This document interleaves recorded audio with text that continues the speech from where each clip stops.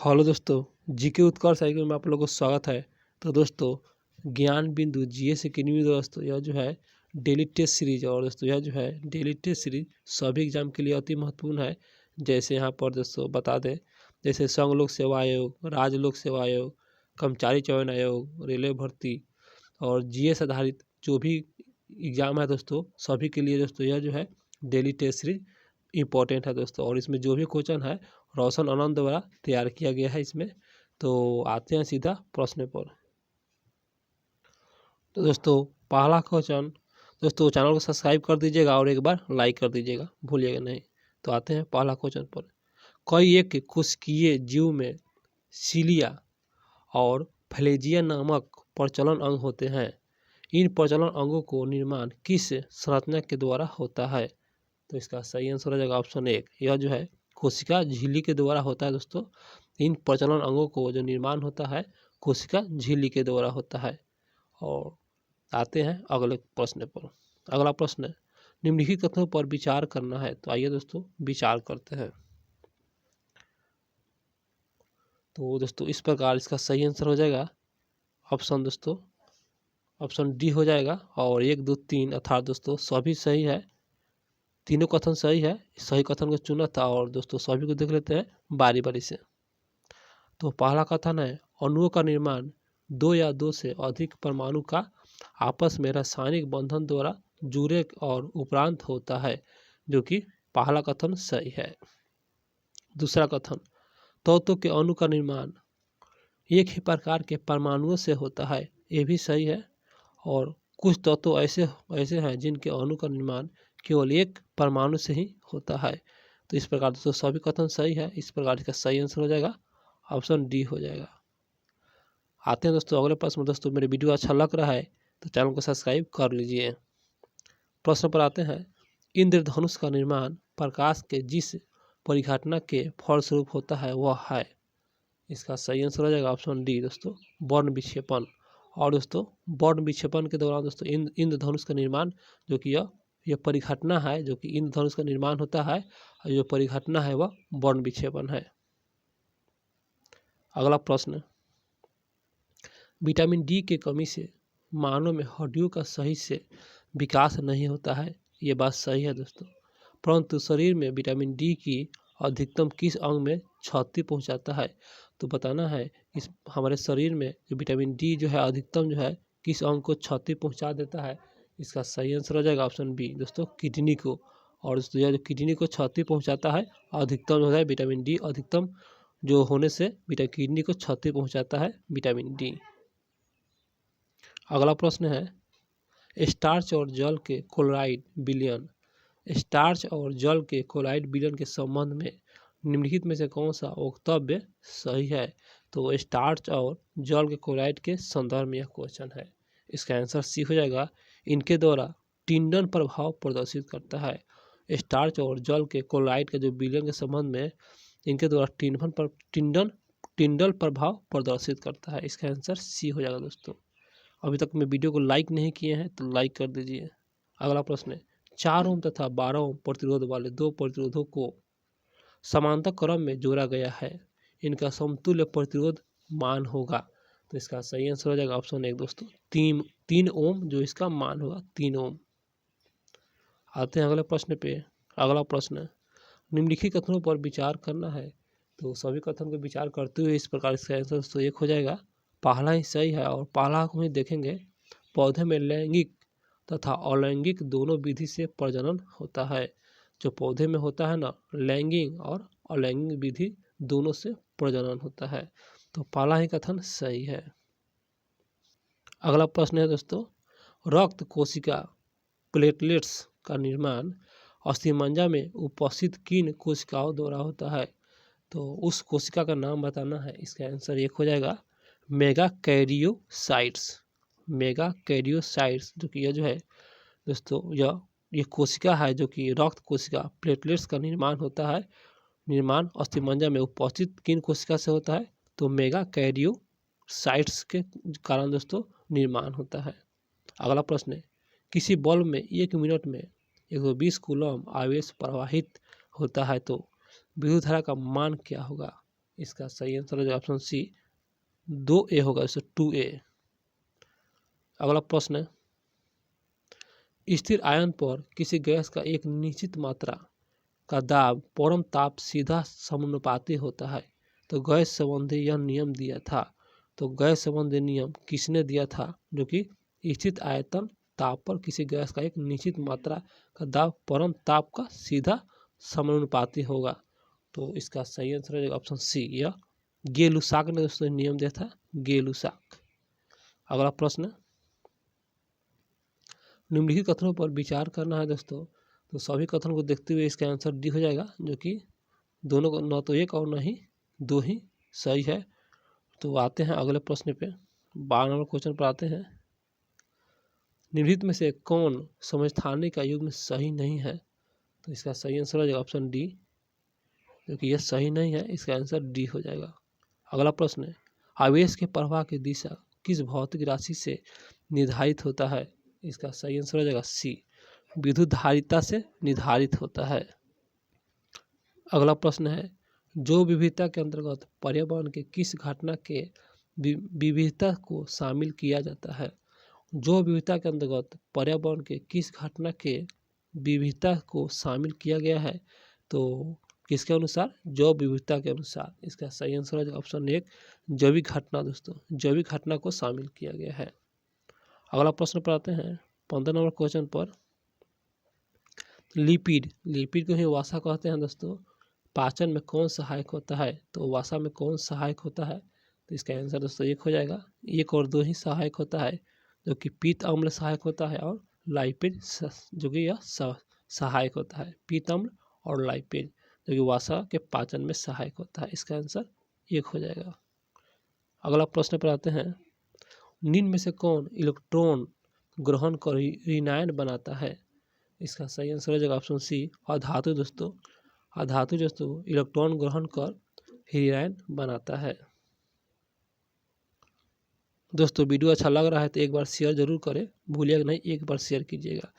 इनमें से कौन विद्युत धारा के रासायनिक प्रभाव प्रदर्शित करता है? तो रासायनिक प्रभाव प्रदर्शित करता है, इसमें कौन सा है? इसका सही आंसर हो जाएगा ऑप्शन सी, विद्युत धारा से लोहे पर चांदी की परत चढ़ाना। यह जो है विद्युत धारा के रासायनिक प्रभाव को प्रदर्शित करता है, विद्युत धारा से लोहे पर चांदी की परत चढ़ाना।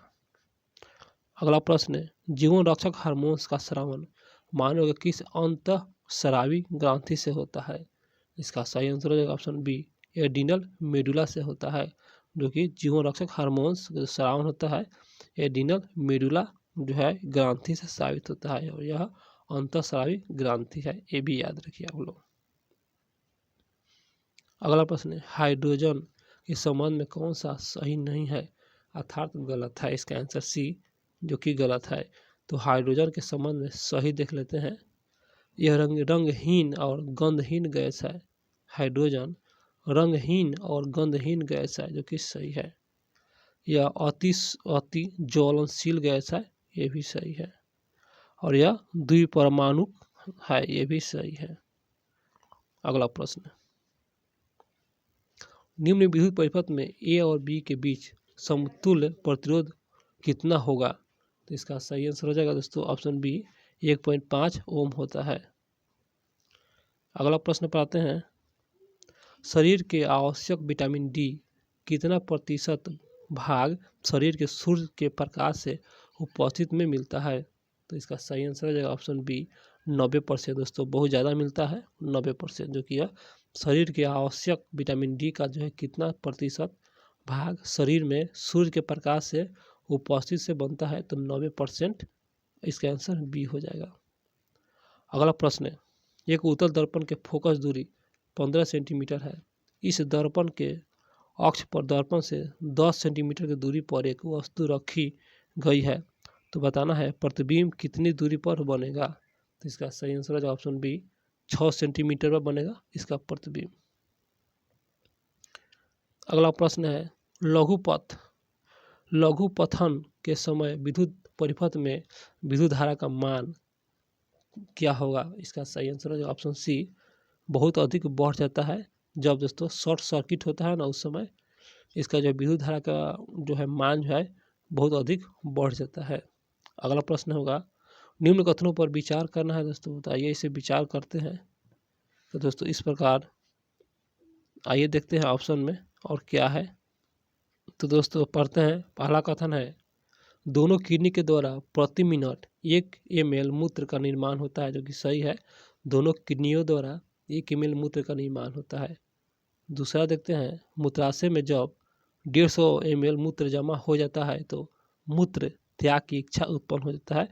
दूसरा कथन भी सही है और इसे इसे मर्क्यूरेशन कहते हैं, सही है।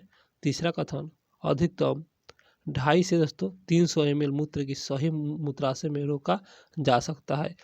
दोस्तों 300 ml से ऊपर नहीं रोका जा सकता है, इसलिए 250 से लेकर 300 ml तक मूत्राशय को रोका जा सकता है। सभी कथन सही है दोस्तों। बहुत अच्छा प्रश्न था यह। दोस्तों वीडियो को शेयर जरूर कीजिए। तो इस प्रकार दोस्तों सभी कथन सही हो जाएगा, इसके आंसर सी। अगला प्रश्न, निम्न में से असत्य कथन को चुनाव करना है। गलत कथन को ही चुनना है, इसका आंसर जो कि डी हो जाएगा। आइए और देखते हैं इसका आंसर डी में क्या है। डी है और इसे नहीं देखेंगे, सही को देख लेते हैं। सही कथन को, मेडलिफ ने जब तत्वों का आवर्ती वर्गीकरण किया था तब अक्रिय गैस की खोज नहीं हुआ था, जो कि सही है। मेडलिफ ने जब तत्वों के आवर्ती वर्गीकरण किया था उस समय अक्रिय गैस की खोज नहीं हुआ था, ये सही है। दूसरा है, मेडलिफ के आवर्त सारणी में अक्रिय गैस शून्य समूह में रखे गए थे, ये भी सही है। अक्रिय गैस की संयोजकता जो होता है, संयोजकता शून्य होता है, ये भी सही है। गलत के चुना था, इसका आंसर डी हो जाएगा। अगला प्रश्न है, यदि एक बल्ब में 3 घंटे तक 0.4 A धारा प्रवाहित की जा रही है तो कितना आवेश प्रवाहित होगा? इसका सही आंसर है ऑप्शन बी। दोस्तों इसका आंसर बी हो जाएगा। अगला प्रश्न है, द्रव पारा का घनत्व 13.6 सेंटीमीटर माइनस 3 है, तो इस धातु के 1 लीटर में उसके मोलों की संख्या कितनी है? पारा का परमाणु द्रव्यमान 200 है। तो आइए इसे इसका सही आंसर हो जाएगा ऑप्शन बी हो जाएगा दोस्तों 64। अगला प्रश्न पे आते हैं, तालव्य पारिस्थितिकी तंत्र का जीवन भार पिरामिडीय किस प्रकार होगा? इसका सही आंसर हो जाएगा ऑप्शन बी, उल्टा होगा दोस्तों।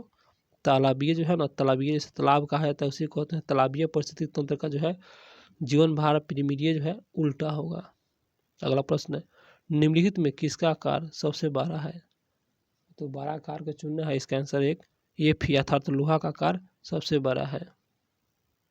अगला प्रश्न है, यदि ध्रुव पर गुरुत्वीय त्वरण का मान Gp तथा विषुवत वृत्त पर गुरुत्वीय त्वरण का मान Ge हो तो निम्न में कौन सा कथन सही है? सही कथन को चुनना है, इसका आंसर बी हो जाएगा, बी सही है। अगला प्रश्न है, निम्नलिखित में कौन सा संक्रमण रोग है? तो इसका सही आंसर हो जाएगा ऑप्शन सी, मलेरिया। दोस्तों मलेरिया जो है ना यह संक्रमण रोग है और इसका आंसर सी हो जाएगा। अगला प्रश्न है, कार्बनिक यौगिक के तत्वों का संयोग का आधार होता है प्रायः दोस्तों इसका आंसर बी हो जाएगा, सहसंयोजकता होता है। कार्बनिक यौगिक के तत्वों का संयोग का आधार जो होता है सहसंयोजकता होता है। अगला प्रश्न है, निम्नलिखित कथनों पर विचार करना है दोस्तों। आइए इसे विचार करते हैं। तो इस प्रकार इसका सही आंसर हो जाएगा ऑप्शन सी दोस्तों, दोनों सही है। तो दोनों को देख लेते हैं बारी बारी से। सोलर फोटोवोल्टिक सेल सौर ऊर्जा को सीधे विद्युत ऊर्जा में बदल देता है, जो कि सही है। दूसरा कथन, सोलर वाटर हीटर और ऊर्जा को उष्मा ऊर्जा में परिवर्तन कर देता है, दोनों सही है दोस्तों। अगला प्रश्न है, निम्नलिखित कथनों पर विचार करना है दोस्तों। इस प्रकार इसका सही आंसर हो जाएगा डी, दोनों कथन गलत है। आते हैं अगले प्रश्न पे। 1 लीटर बिलियन में बिलियन के ग्राम अणु की संख्या को क्या कहते हैं? इसका सही आंसर हो जाएगा ऑप्शन डी, मोलरता के नाम से जाना जाता है। 1 लीटर बिलियन के बिलियता ग्रहण अणु की संख्या को कहते हैं मोलरता। अगला प्रश्न है, 10 ग्राम पारा के ताप को 20 डिग्री सेल्सियस से 32 डिग्री तक करने के लिए कितनी ऊर्जा की आवश्यकता होगी यदि पारा का विशिष्ट ऊष्मा का मान 140 जूल प्रति केजी डिग्री सेल्सियस हो? तो इसका सही आंसर है ऑप्शन सी, 16.8 जूल। आते हैं दोस्तों अगले प्रश्न पे। अगला प्रश्न है, निम्नलिखित युग्मों पर विचार करना है। तो इस प्रकार इसका आंसर दोस्तों सी 1 और 4 ही सही है। तो पहला और 4 को देख लेते हैं।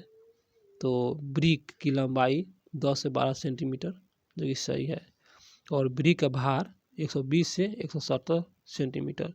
इसका भार है 120 से 170 सेंटीमीटर और इसका लंबाई 10 से 12 सेंटीमीटर। इसका आंसर सी हो जाएगा। अगला प्रश्न है दोस्तों, चैनल को सब्सक्राइब कर लीजिएगा आप लोग, नहीं तो बाद में भूल जाइएगा, इसलिए सब्सक्राइब जरूर कीजिए। अगला प्रश्न है, मैग्नीशियम मिश्र धातु का निर्माण किन किन धातुओं से होता है। इसका सही आंसर हो जाएगा ऑप्शन डी, एल्यूमिनियम और मैग्नीशियम से होता है। मैग्नीशियम धातु का जो निर्माण होता है एल्यूमिनियम और मैग्नीशियम के धातु से होता है।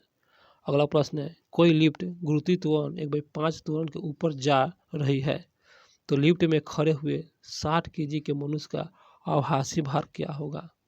तो आइए देखते हैं इसका आभासी भार क्या होगा। इसका आंसर सी 72 केजी हो जाएगा दोस्तों। इसका आभासी भार 72 केजी हो जाएगा। अगला प्रश्न पर आते हैं, अंतःस्रावी अग्न्याशय लैंगरहैंस द्वीप से निर्मित होता है जो कि सही है। मनुष्य अग्न्याशय में लैंगरहैंस द्वीपों की संख्या लगभग कितनी होती है। मनुष्य के अग्न्याशय में लैंगरहैंस द्वीप की संख्या बताना है। लगभग इसका आंसर 10 से 20 लाख होता है दोस्तों, बहुत ज़्यादा होता है, 10 से 20 लाख। अगला प्रश्न है, पारा दोस्तों, पारा को ही मरकरी के नाम से जाना जाता है। इसका उपयोग होता है, इसका आंसर डी, जो इसका आंसर डी हो जाएगा, यहाँ पर नहीं है दोस्तों। अगले ऑप्शन में आते हैं, इसका आंसर दोस्तों डी हो जाएगा। 1 2 3 सभी सही है। आइए देख लेते हैं। तो दोस्तों ये रहा, पहला है थर्मामीटर और बैरोमीटर में उपयोग होता है पारा या मरकरी का, थर्मामीटर या बैरोमीटर। और उसके बाद दूसरा है अम्लगम बनाने में भी किया जाता है पारा का उपयोग, सिंदूर बनाने में भी किया जाता है पारा का या मरकरी का उपयोग, और मरकरी वेपर लैंप बनाने में भी किया जाता है। तो दोस्तों थर्मामीटर, बैरोमीटर, अम्लगन और सिंदूर बनाने में, और मरकरी वेपर लैंप बनाने में, सभी में किया जाता है। अगला प्रश्न है, निम्नांकित में तथा एसआई मात्रा के अंतर्गत नहीं आता है। तो इसका सही आंसर हो जाएगा ऑप्शन सी, ग्राम जो है ना एसआई मात्रा के अंतर्गत नहीं आता है, और मीटर, सेकेंड, न्यूटन ये सभी एसआई मात्रा के अंतर्गत आता है। अगला प्रश्न है, दो मिश्रणशील द्रव के अलग करने हेतु किस विधि का प्रयोग किया जाएगा। दो मिश्रणशील द्रव को अलग करने हेतु, इसका सही आंसर हो जाएगा ऑप्शन सी, या प्रभाजी आसवन द्वारा दोस्तों अलग किया जाता है। प्रभाजी आसवन द्वारा दो मिश्रशील द्रव को अलग करने का यह विधि है। अगला प्रश्न है, प्रतिक्रिया, ये जो है सूत्र है दोस्तों, इसमें बताना है अवकरण। इसका सही आंसर हो जाएगा ऑप्शन दोस्तों, यह ऑप्शन दोस्तों इसका आंसर बी भी हो जाएगा और डी भी हो जाएगा, दोनों सही है, बी और डी। अगला प्रश्न पर आते हैं। अगला प्रश्न, एक पत्थर को सीधे ऊपर की ओर 50 मीटर प्रति सेकंड की प्रारंभिक चाल से ऊपर की ओर फेंका जाता है। उच्चतम बिंदु पर पहुंचने पर पत्थर को कितना समय लगेगा। तो इसका सही आंसर हो जाएगा ऑप्शन डी, 5 सेकेंड लगेगा दोस्तों, 5 सेकेंड। अगला प्रश्न है, किसी जीव को उनके प्राकृतिक एवं स्वाभाविक आवास संरक्षण करना क्या कहलाता है। इसका सही आंसर हो जाएगा ऑप्शन 1, यह जो है दोस्तों स्वास्थानीय संरक्षण के नाम से जाना जाता है। किसी जीव को उसके प्राकृतिक और स्वाभाविक आवास को संरक्षण करना, उसे दोस्तों स्वस्थानीय संरक्षण के नाम से जाना जाता है। इसका आंसर 1 हो जाएगा। अगला प्रश्न, निम्नलिखित में से किसका मात्रा अम्ल वर्षा में सबसे ज़्यादा होता है, सर्वाधिक होता है, अम्ल वर्षा में सबसे अधिक होता है। तो इसका सही आंसर हो जाएगा ऑप्शन बी, H2SO4 जो है इस सबसे अधिक मात्रा में होता है। आते हैं अगला प्रश्न पे। अगला प्रश्न है, मोहेयर ऊन के लिए प्रसिद्ध बकरी वो कौन सा बकरी है, जो बकरी की नस्ल बताना है।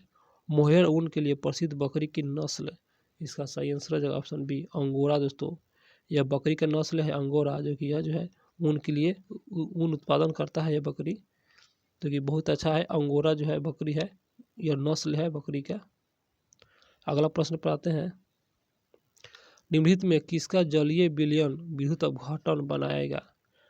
तो जलीय विलयन विद्युत अपघटन बनाएगा कौन सा? तो इसका सही आंसर है ऑप्शन डी दोस्तों, सभी बनाएगा। जलीय विलयन विद्युत अपघटन अम्ल भी बनाएगा, भस्म में भी बनाएगा और लवंग भी बनाएगा। अगला प्रश्न है, एक वर्णीय प्रकाश में क्या होता है? इसका आंसर सी दोस्तों, एक ही तरंगदैर्घ्य की किरण पुंज होता है। एक वर्णीय प्रकाश में एक ही तरंगदैर्घ्य किरण का पुंज होता है। अगला प्रश्न पर आते हैं 50 नंबर क्वेश्चन पर।